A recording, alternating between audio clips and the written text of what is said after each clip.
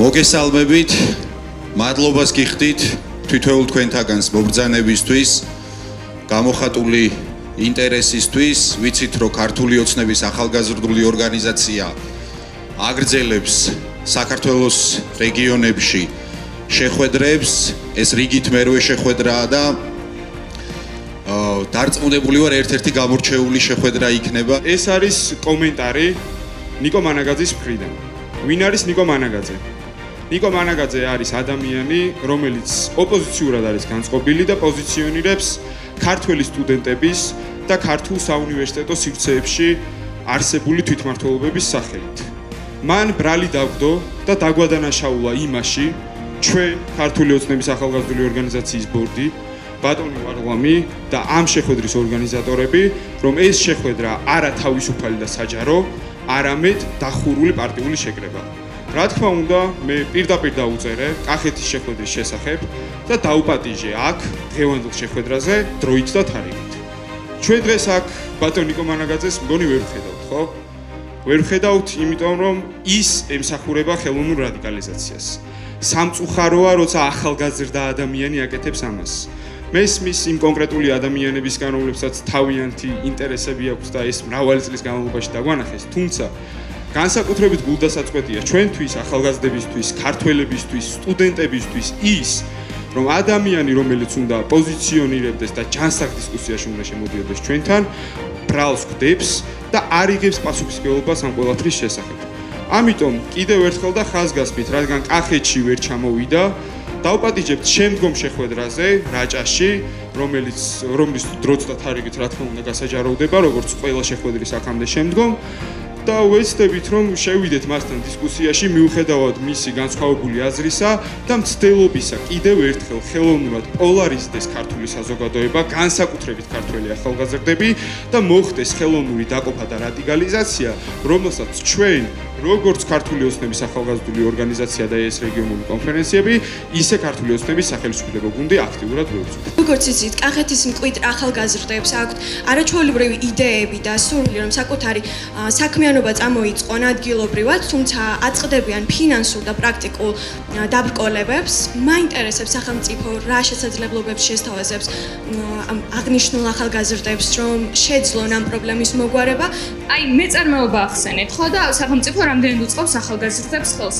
მაქსიმალურად, აი, ჩემი პასუხი არის, რომ მაქსიმალურად უწყობს სახელმწიფო ხელს ახალგაზრდებს, რომ აწარმოონ თავიანთი მცირე ბიზნესი. გარდა ამისა დაიწყონ სტარტაპების ჯიტა, სწორედ ამას ემსახურება. აი, ნებისმიერ ახალგაზრდას შეუძლია, რომ შეიტანოს პროექტი, თავისი ინოვაციური იდეები, ხედვები გააცნოს ჯიტას და საკმაოდ ბევრი პროექტი ფინანსდება და ბევრი სტარტაპი დაიწყეს ახალგაზრდებმა სწორედ ჯიტას ფარგლებში. გარდა ამისა, უნდა ვახსენოთ აწარმოეს საქართველოს პროექტები, ბევრმა ჩემმა ახლობელმა ადამიანმა და უამრავი პროექტი დააფინანსა აწარმოეს საქართველოს. აი, ძალიან ბევრმა ადამიანმა დაიწყო აწარმოეს საქართველოს ფარგლებში. აიღეს სესხები, მოხდა ამ სესხების სუბსიდირება სახელმწიფოს მხრიდან და აი, აქ მინდა ხაზი გაუსვა ერთ მნიშვნელოვან საკითხს. მთავარი არის აი თქვენი იდეები, თქვენი ჩართულობა რამდენად არის. სახელმწიფოს მხრიდან მაქსიმალური თანადგომა და გამეორდები ისევ აწარმოეს საქართველოს ჯიტას პროექტები, ინოვაციური ხედვები მაქსიმალურად ფინანსდება, ხდება ამ პროექტების სუბსიდირება და სესხების ნაწილში აუცილებლად ეხმარება სახელმწიფო ახალგაზრდებსაც მათ შორის. ცოტას ან მაქვს შეკითხვა. ბევრ ახალგაზრდას ხას უსმევამას ახალგაზრდები ამბობენ, რომ უნდათ ქვეყნიდან წასვლა. არა იმიტომ, რომ საკუთარი ქვეყანა არ უყვართ, არამედ იმიტომ, რომ აქ ვერ ხედავენ თავიანთ მომავალს და შესაძლებლობებს. მინდა ესე რომ ვთქვათ, мотиваცია მოგცეთ და რატომ ფიქრობთ, რომ აქ უნდა დავრჩეთ ახალგაზრდები? მოგესალმებით, მადლობა შეკითხვისთვის და მადლობა მობრძანებისთვის, მადლობა ამ აზრის გაჟღერებისთვის. რა თქმა უნდა, ესეთი ტიპის გამოწვევა არსებობს, მეც პირადად მეგობრებისგანაც მსმენია მსგავსი მოსაზრებები, მსგავსი გამოწვევები, დილემა.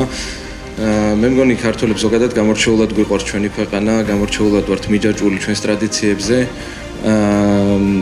მაგალითად, ჩემი ერთ-ერთი საყვარელი ქართული ფილმი არის ფესვები და არ შემიძლია მის დასასრულზე ცხარი ცნობილით არ ვიტირო, იმდენად მართლა კარგად ჩანს თუ რამდენად ძვირფასი არის თითოეული ჩვენგანისთვის ჩვენი საყვარელი სამშობლო. სხვა შორის სიმბოლური არის, რომ თვითონ სიტყვა სამშობლოც სხვა არც ერთ ენაზე კარგად არ ითარგმნება, ეს მშობლიური დატვირთვა.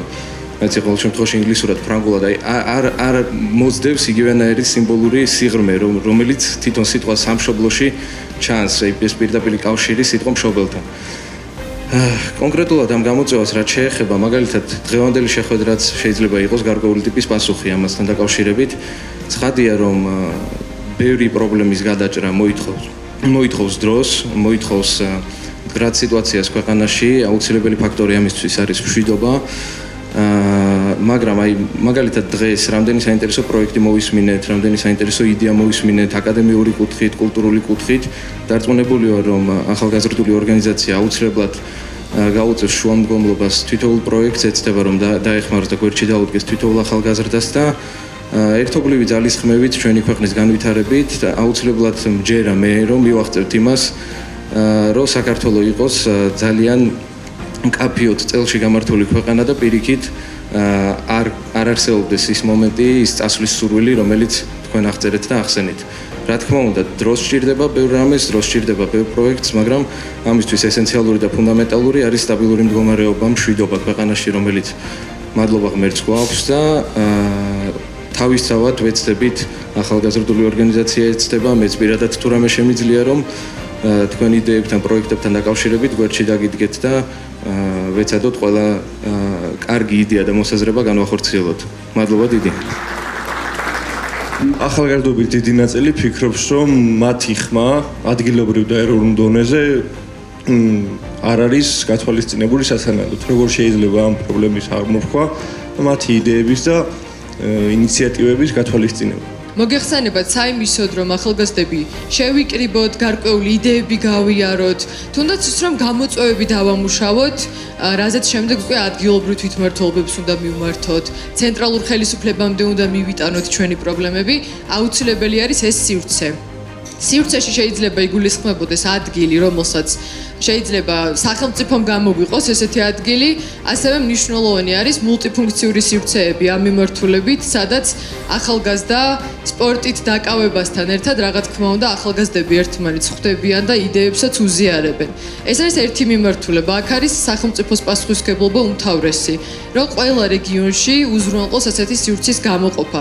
შესაბამისად, ჩვენთვის მნიშვნელოვანი არის, რომ თუ თქვენს მუნიციპალიტეტებში ასეთი სივრცეების ნაკლებობა გაქვთ, თავისუფლად გამოხატოთ, რადგანაც არაერთ რეგიონში გაჟღერდა ამ სივრცეების ნაკლებობა და ჩვენ უკვე დავიწყეთ მუშაობა იმაზე, რომ ეს გამოწვევა მოვუგვაროთ ახალგაზრდებს.